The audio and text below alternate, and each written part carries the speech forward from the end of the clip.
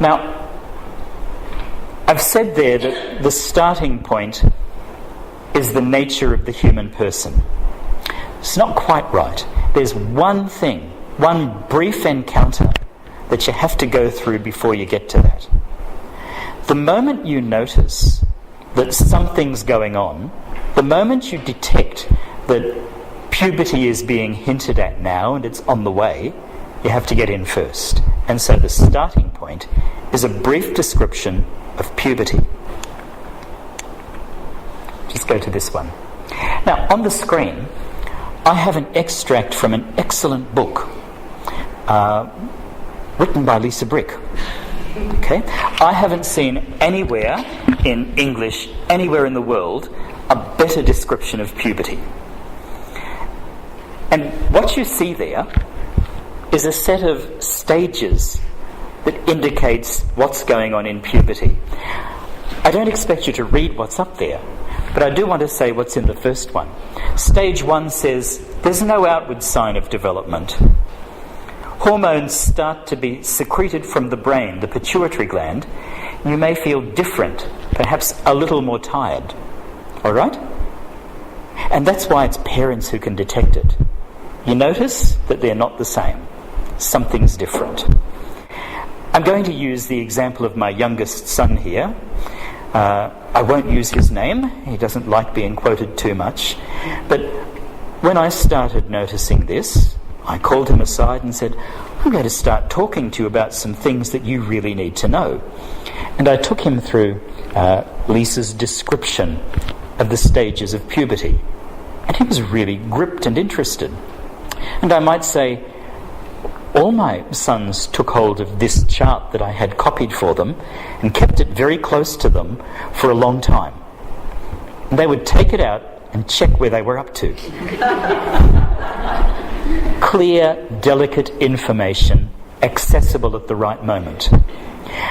I tell the story, though, because the next day, after I had said this to him the first time, came up to me and said, look, I think I know what you mean. And I said, yes? He said, yes, I've been feeling a bit tired lately. Okay? So they start applying it instantly. So there's your starting point. But you don't want to go too intensely into this process straight away. And when I first looked at what the document, The Truth and Meaning of Human Sexuality, had identified as the starting point, I thought it was strange. It had said, begin here, with a description of what a human person is. But as I did it, I discovered the wisdom of that. Think about why. When you start talking about what a human person is, you start having kind of deep philosophical conversations with children. But it doesn't personally risk them. They don't feel confronted by having this kind of deep conversation. This kind of deep conversation doesn't touch them personally.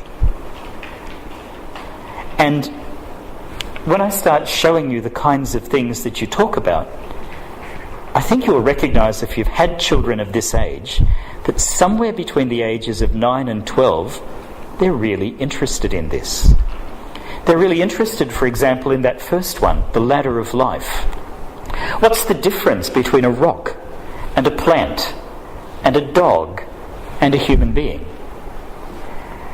Now, I don't know about you, but I've been pinned to the wall in Year 5 classrooms on those subjects. And if I let them, they would be going for the whole day, asking this question and that question and the other question. Now, it's remarkably at that moment that they're really interested in those questions. You don't get the same response in a secondary school. You get it here, at exactly the moment when they need to have these deep conversations. You can start them off. And when you look at those things, look, a plant, a dog, a human being. Every one of those has a sexuality. And the subtext of what we're doing here is to make distinctions between what sexuality means at different levels. But you don't say that at first. That dawns on them later. I might comment here by showing you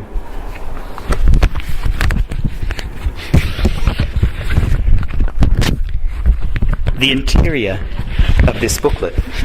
On one side, you have the pictures that help you do the talking. On the other side, if you need them, there are points to bring out. And it helps to read these first. When I first prepared this book, this page wasn't there. As a teacher, I thought it was perfectly obvious what was going on that page, and that everybody would know. That is, until I went to the parent focus group, who said, "What's it about?" And I realised that you need to be much more explicit than just showing pictures.